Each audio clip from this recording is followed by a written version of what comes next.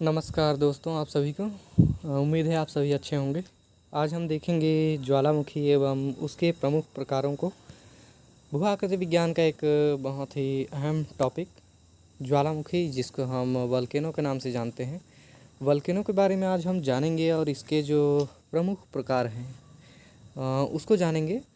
भूगर्भिक आकस्मिक हलचलों में एक प्रमुख हलचल के तौर पर जाना जाता है ज्वालामुखी को। तो चलिए इस ज्वालामुखी के संबंध में जो भी अहम तथ्य हैं उसे हम देखते हैं। आगे बढ़ने से पहले हमेशा की तरह कहना चाहूँगा कि आप किसी भी प्रकार की प्रतियोगी परीक्षाओं की तैयारी कर रहे हैं तो आप जुड़ सकते हैं हमारे खलखो कंपटीशन क्लासेस से। और UPSC, CGPSC, UGC net set और व्यापम जैसी परीक्षाओं की एक शानदार तैयारी और बेहतर मार्गदर्शन प्राप्त कर सकते हैं खलखो क्लासेस की पूरी टीम की ओर से। साथ ही खलखो क्लासेस के नाम से एजुकेशनल ऐप है हमारा, बहुत ही अच्छा ऐप है जिसमें ढेर सारी टेस्ट सीरीज और प्रतियोगी परीक्षाओं से संबंधित वीडियो और नोट्स उपलब्ध हैं, अलग अलग कॉम्पिटिटिव एग्ज़ाम प्रतियोगी परीक्षाओं की। उसके लिए हमारा खलखो क्लासेस मोबाइल ऐप, जो कि आप गूगल प्ले स्टोर से डाउनलोड कर सकते हैं। इस वीडियो के डिस्क्रिप्शन बॉक्स में इसका लिंक दिया गया है। एक बार आप उस लिंक पे जाकर इस ऐप को डाउनलोड अनिवार्य तौर पर करें। इस ऐप में ज़्यादातर अध्ययन सामग्री है वह निःशुल्क है, और जो पेड कंटेंट है वह भी बहुत ही कम दर पर रखा गया है, जो अन्य ऐप पर आपको मिलने वाले दाम के मुकाबले काफ़ी कम पड़ेगा। चलिए आगे बढ़ते हैं। हमेशा की तरह यदि आप हमारे चैनल पर नए हैं तो हमारे चैनल को सब्सक्राइब कर लीजिए, घंटी का बटन है उसे प्रेस कर लीजिएगा, और वीडियो अगर पसंद आए तो निश्चित तौर पर अधिक से अधिक शेयर करिए अपने स्टेटस में, अपने दोस्तों के समूह में, ग्रुप में, और हमें ऐसे ही लगातार प्रेरित करते रहिए। तो यहाँ बात हुए हम आइए वल्केनो पर एक नज़र डाल लेते हैं। सबसे पहले हम देखेंगे वल्केनो की या ज्वालामुखी की अर्थ एवं परिभाषाएं कौन कौन सी हैं, और कुछ प्रकारों पर गौर करेंगे। कहा जाता है ज्वालामुखी क्रिया पृथ्वी तल पर होने वाली आकस्मिक और विस्मयकारी प्राकृतिक घटना है। विस्मयकारी अर्थात आश्चर्यजनक, और आकस्मिक अर्थात आप देखिएगा कुछ ऐसी घटनाएं इस प्रकृति में होती है इस पृथ्वी पर जो बेहद ही आकस्मिक अर्थात बहुत ही कम समय के अंतराल पर घटित हो जाती है। उदाहरण भूकंप और ज्वालामुखी। तो ज्वालामुखी एक बहुत ही तीव्र गति से, तेज़ी से और बहुत ही कम समय में बहुत ही प्रलयकारी घटनाओं को जन्म देने वाली एक घटना है। प्राकृतिक तौर पर घटित होती है, इसीलिए हम इसे प्राकृतिक घटना के नाम से जानते हैं। अगर इसके हम शाब्दिक अर्थ की बात करें तो कहा जाता है कि ज्वालामुखी का अर्थ, गौर कीजिएगा, ज्वालामुखी का अर्थ उस मुख, छिद्र अथवा दरार से है जिसमें से तप्त एवं तरल पदार्थ, गैसें, चट्टानों के टुकड़े, जलवाष्प आदि भूगर्भ से धरातल पर प्रकट होते हैं। इस परिभाषा या अर्थ में बताने का प्रयास किया गया है कि ज्वालामुखी वास्तव में धरातल पर पाया जाने वाला एक शंकुनुमा छिद्र होता है, पाइपनुमा छेद होता है, जो धरातल में काफ़ी गहराई तक जुड़ा हुआ होता है, जहाँ से पिघली हुई चट्टानें जिनका तापमान बहुत ही ज़्यादा होता है, वे विस्फोट के साथ बाहर आती हैं, और तत्पश्चात धरातल पर आने के बाद ये ठोस हो जाती हैं। परिभाषिक तौर पर अगर इसे हम देखेंगे तो ज्वालामुखी की यहाँ एक परिभाषा दी गई है। भू आकृति विज्ञान के बहुत ही चर्चित भूगोलवेत्ता वार्सेस्टर महोदय की ये परिभाषा है। इनके अनुसार कहना है, ज्वालामुखी प्रायः एक गोल तथा कुछ गोल आकार का छिद्र अथवा खुला भाग होता है, जिससे होकर पृथ्वी के अत्यंत तप भाग से गैस, तरल, लावा, जलवाष्प एवं चट्टानों के टुकड़े आदि गर्म पदार्थ पृथ्वी के धरातल पर प्रकट होते हैं। तो बिल्कुल यह परिभाषा अर्थ को इंगित कर रही है कि वास्तव में पृथ्वी के भूगर्भ से ढेर सारे धूल, कंकड़, पत्थर, गैस, पिघली हुई चट्टानें पृथ्वी के धरातल पर बाहर आती हैं और पिघले हुए अवस्था में आती है, और तत्पश्चात ये ठोस रूप धारण कर लेती हैं, और एक विनाशकारी और प्रलयकारी मंजर आपको बिल्कुल दिखाई देगा धरातल पर। चित्र के तौर पर इसे हम देख लेते हैं थोड़ा सा।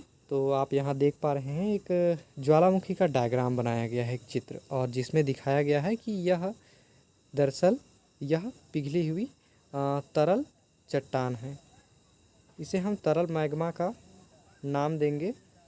मैग्मा अर्थात पिघली हुई सैलों को मैग्मा के नाम से जाना जाता है।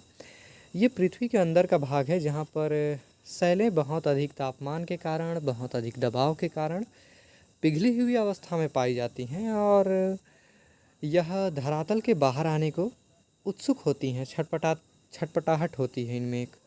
और जैसे ही धरातल का कोई कमज़ोर भाग मिल जाता है इन्हें, तो बिल्कुल ये उस धरातलीय क्षेत्र को फाड़ते हुए विस्फोट के साथ बाहर आ जाती हैं और यहाँ एक पाइपनुमा रास्ता बन जाता है जहाँ से पिघली हुई मैग्मा विस्फोट के साथ बाहर आती हैं।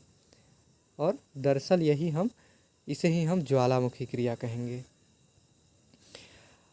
ज्वालामुखी क्रिया के कुछ प्रमुख रूपों के बारे में हम देख लेते हैं।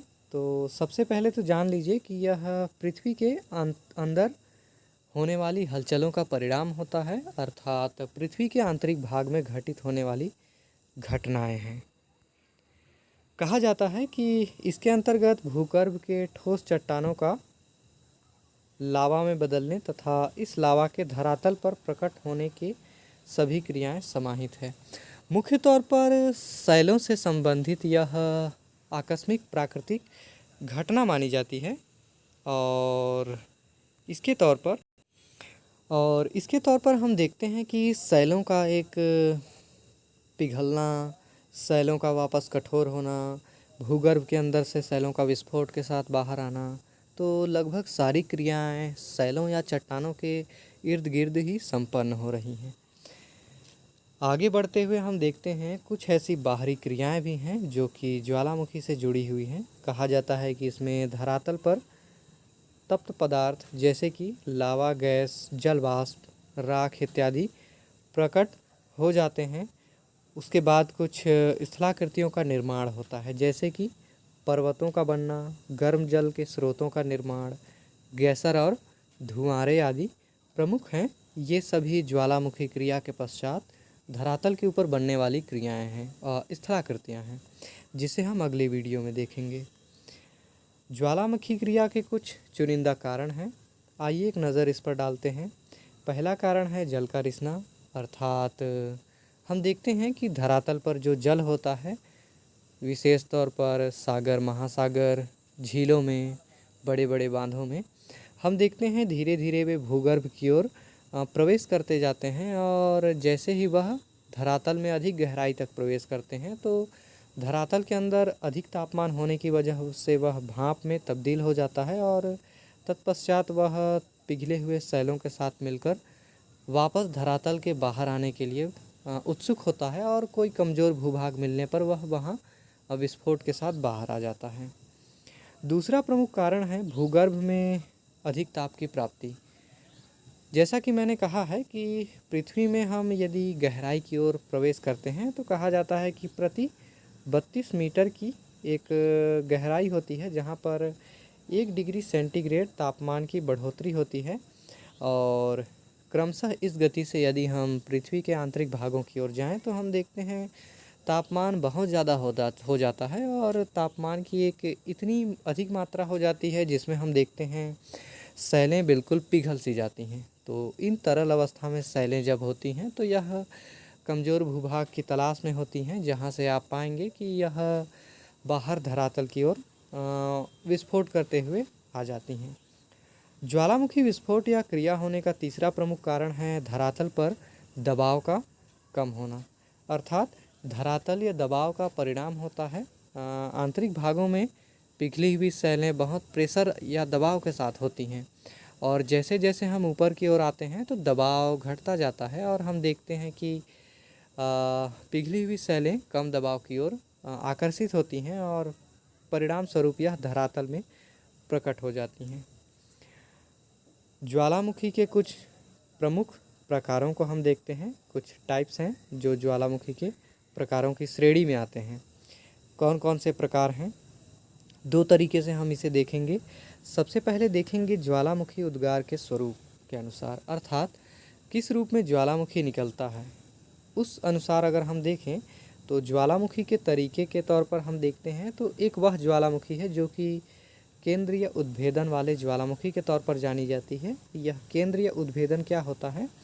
तो बिल्कुल धरातल से एक पाइप के तौर पर विस्फोट के रूप में जब ज्वालामुखी निकलती है तो यही केंद्रीय उद्भेदन कहलाता है, जिसमें ज्वालामुखी का एक मुख होता है, एक ही सिरा, जहाँ से सभी पिघली हुई शैलें, तरल मैग्मा और उसके साथ जलवाष्प, राख, धूल कण इत्यादि धरातल पर प्रकट होते हैं। उसके साथ ही हम देखते हैं दूसरा है दरारी उद्गार वाले ज्वालामुखी, अर्थात कुछ ज्वालामुखी ऐसे होते हैं जो कि बिल्कुल दरारी उद्गार वाले होते हैं, अर्थात धरातल के अंदर से केवल एक छेद से ज्वालामुखी नहीं निकलता है, बल्कि बहुत सारे छिद्र होते हैं जहाँ से दरारों के माध्यम से लावा लगातार धरातल पर प्रकट होता रहता है भूगर्भ के अंदर से, अर्थात पृथ्वी के आंतरिक भागों से। उसके बाद दूसरे तरीके से हम ज्वालामुखी प्रकार को देखेंगे तो उद्गार अवधि के अनुसार देखते हैं, अर्थात ज्वालामुखी कब निकल रहा है, कितने समय में निकल रहा है, क्या लगातार निकल रहा है या फिर नहीं। इस आधार पर हम देखते हैं तो ज्वालामुखी के 3 प्रकार होते हैं। सबसे पहला सक्रिय या जागृत ज्वालामुखी। जागृत ज्वालामुखी एक ऐसी ज्वालामुखी है तो जो लगातार या निरंतर, हम कहते हैं कि एक ऐसा ज्वालामुखी क्षेत्र जिसमें से बिना रुके निरंतर लगातार लावा, धूल कण, गैस, मैग्मा इत्यादि बाहर आते रहते हैं, उसे हम बिल्कुल एक्टिव या सक्रिय ज्वालामुखी कहते हैं, बिल्कुल जागृत अवस्था में होती हैं ये। दूसरी श्रेणी में आती हैं जिसे हम कहते हैं प्रसुप्त ज्वालामुखी।